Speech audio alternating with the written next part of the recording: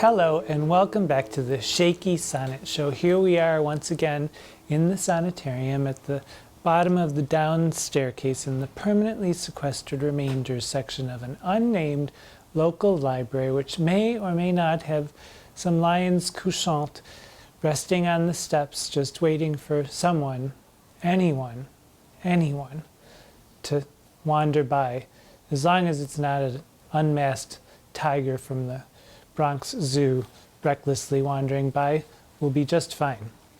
So today's sonnet is all about separation. It's Sonnet 26, and it's all about separation. And you'll be seeing this sometime in the future, but today we're filming in the middle of a pandemic, or what I hope is the middle, because I hope it's over very soon.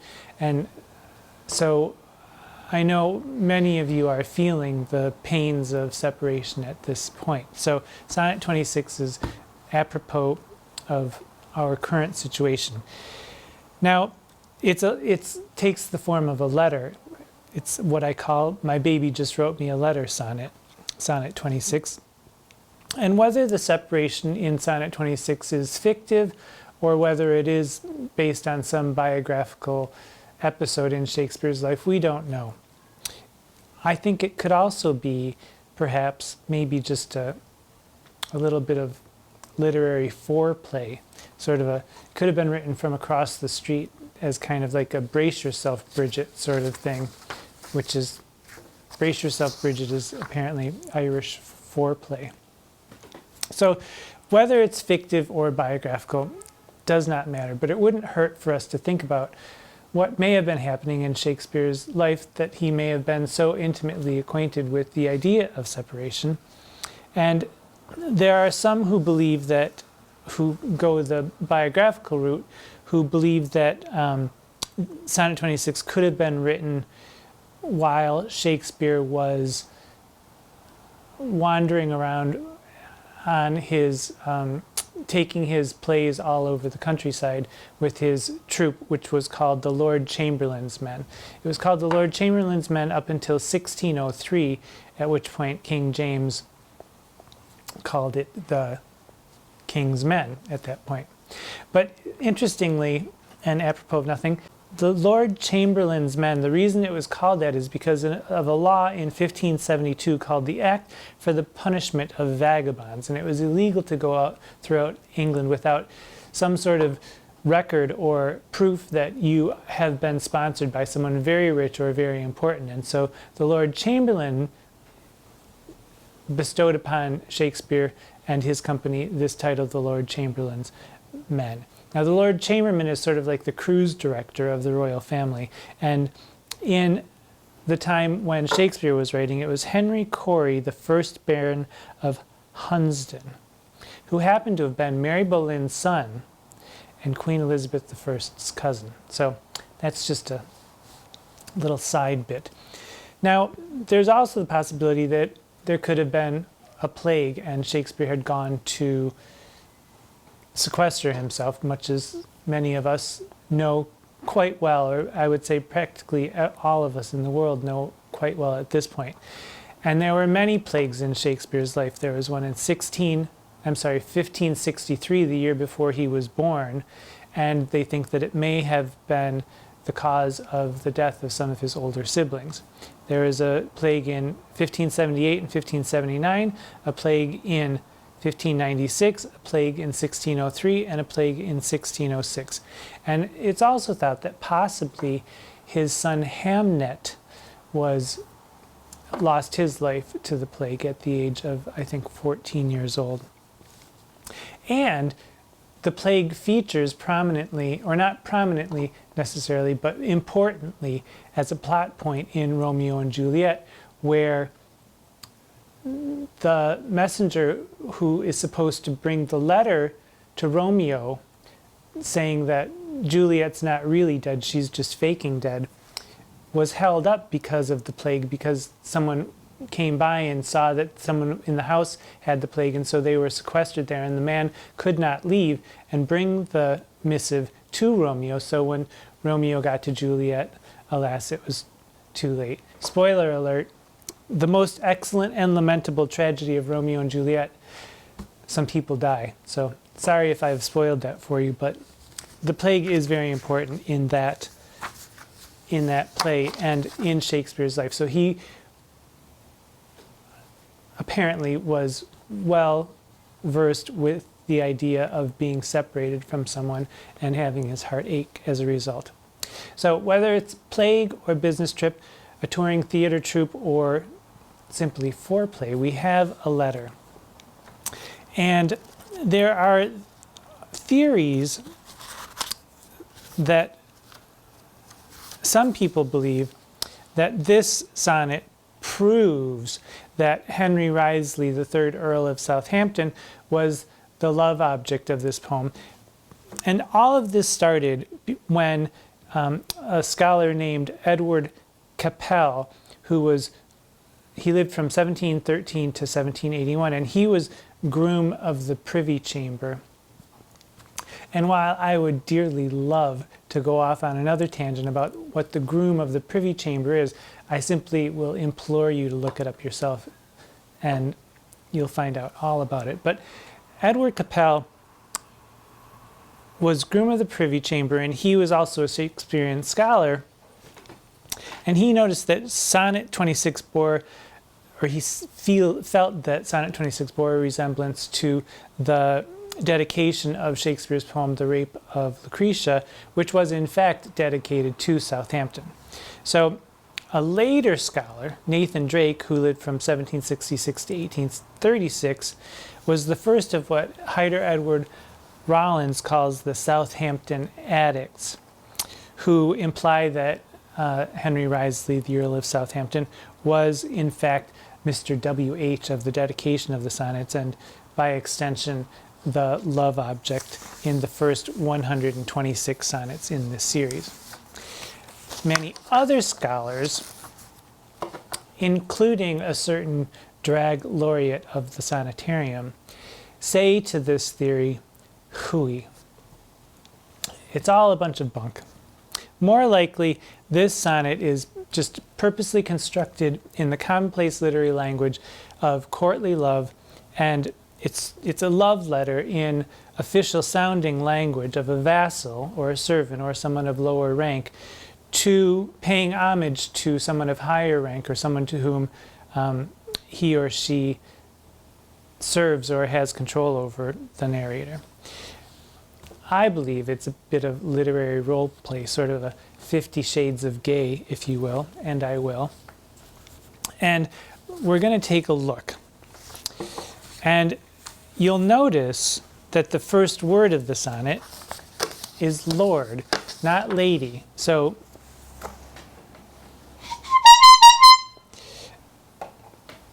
we have a gender. It's written to a man. So, Sonnet 26. Lord of my love, to whom in vassalage thy merit hath my duty strongly knit, to thee I send this written ambassage, to witness duty, not to show my wit.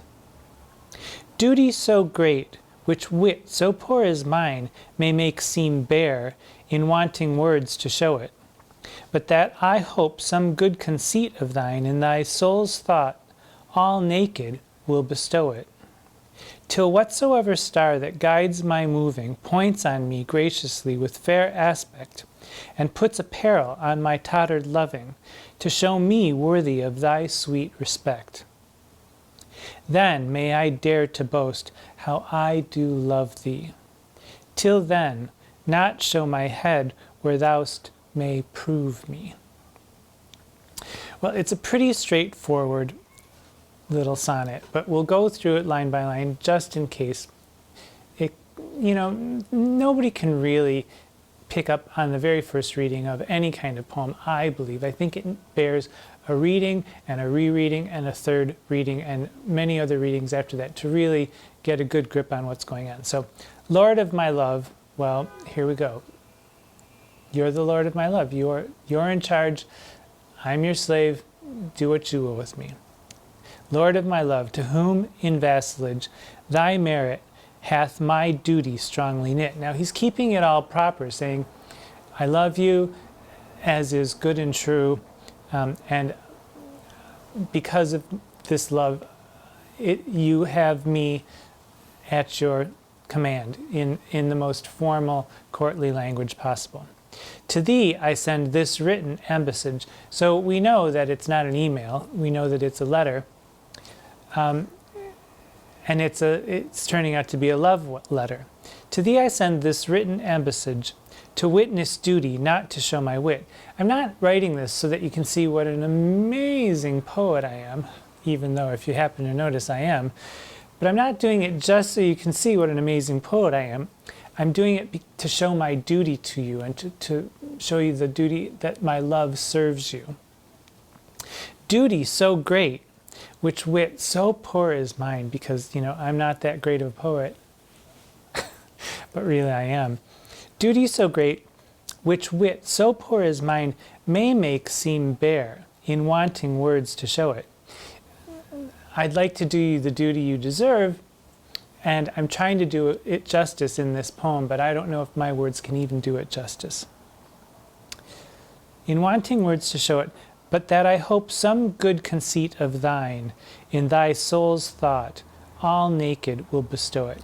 I'm hoping you'll recognize that through my paltry little words, which are kind of amazing, that you'll see through it and see the love that I really do owe you, and that I'm here to serve you and our love in the most upright and pure fashion.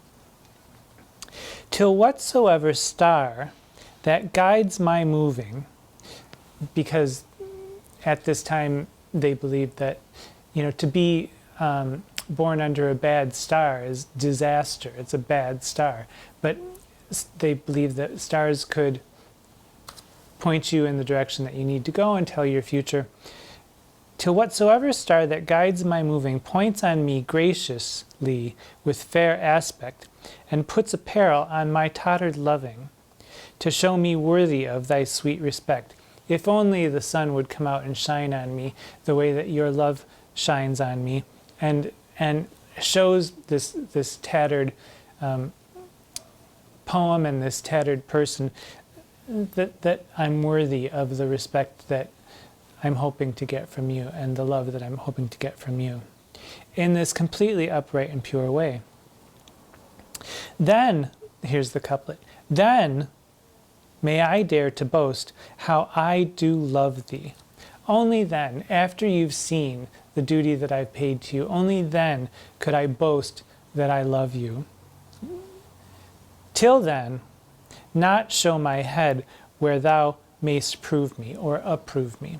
So I'm sending you this letter just to show you how much I love you. I'm too afraid to show my face, or I dare not show my face until you know for a fact that I love you truly, and I will pay you all the homage and all the duty that you deserve because of the tremendous love that I feel for you.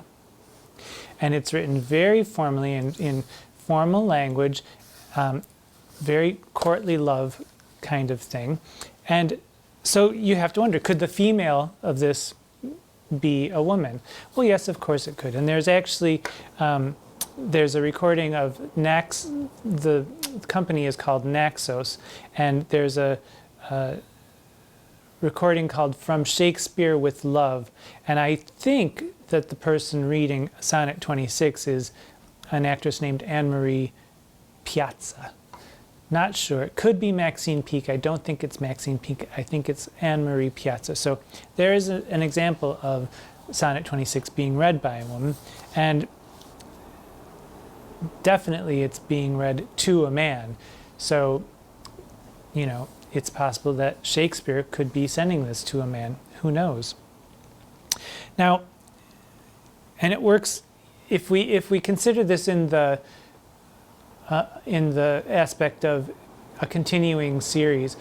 It seems to be the first time that the lovers have been separated. There's this the first 17 sonnets where the narrator is attempting to convince the love object to reproduce, and then all that's thrown to the wayside, and then it's love, love, love, love, love, and suddenly they may be separated, or they may be about to be separated.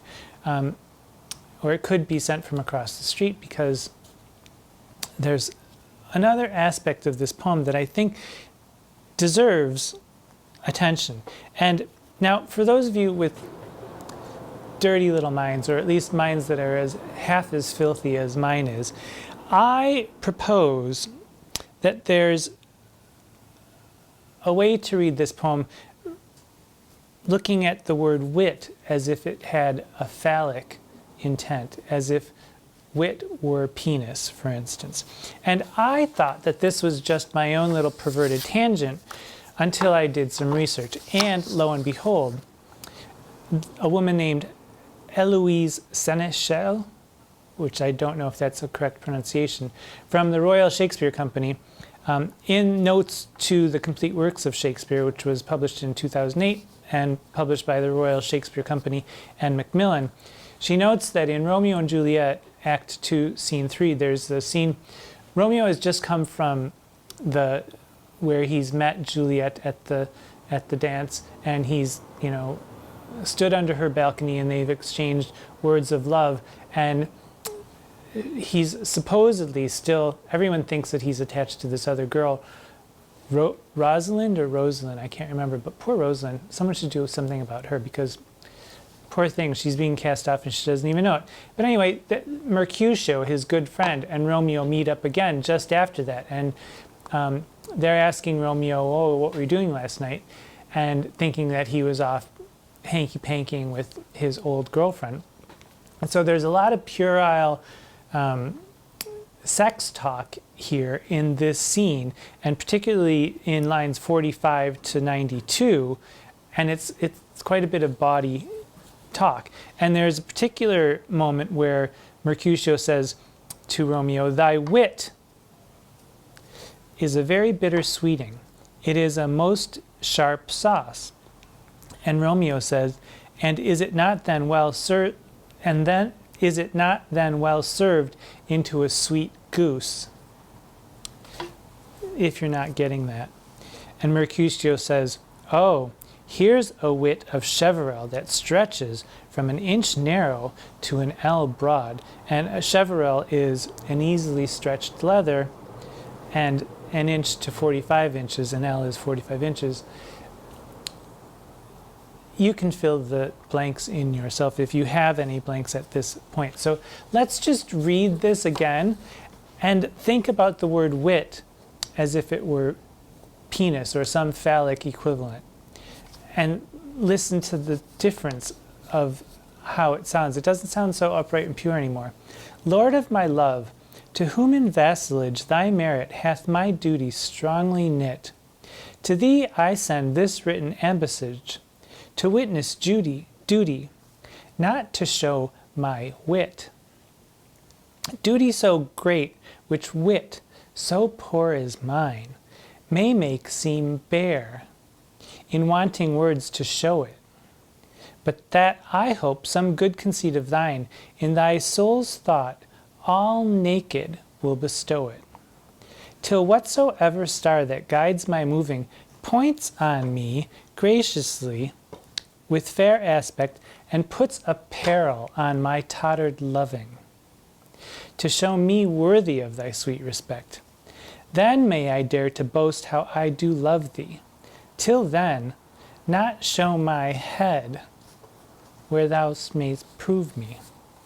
So I believe that this is actually a little bit of a titillating, teasing poem from a lover to a lover, written as a parody of courtly love and upright and pureness, with a tang of depravity underneath it. And that's just how I like it. Just a little tang of depravity on the side is always good for a good go-round. That's my take on Sonnet 26. I'm wondering if you think I'm just a completely crazy pervert, and if you are, you wouldn't be the first one, but let me know if you think that I'm anywhere near the mark, if you know what I mean, and I think you do. And until we meet again, I hope you stay safe and sound and healthy and happy, and I send you all my love and hope that the wonders in your world are worth paying attention to, even in the circumscribed place that you may be right now. Until we meet again, I'm Tootight Lautrec.